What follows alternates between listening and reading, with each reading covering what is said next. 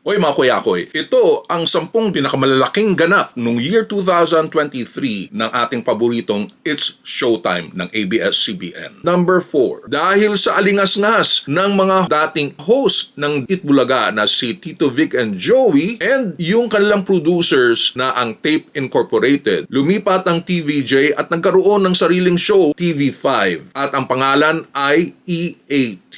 And because of that, mahigpit na kalaban ng It's Showtime ay dalawang noontime shows, tong EAT ng TVJ at ang bagong Itbulaga na kung saan ang mga hosts ay Paulo Contis at Mayor Isko Moreno. Tatlo na ang naglalaban-laban. GMA, TV5 at now ang It's Showtime sa GTV. Ganon kahigpit ang labanan ng tatlong noontime shows na ito at malamang hanggang 2024, grabe ang patutsadahan ng mga hosts sa isa't isa. Tuloy pa rin ang noontime wars.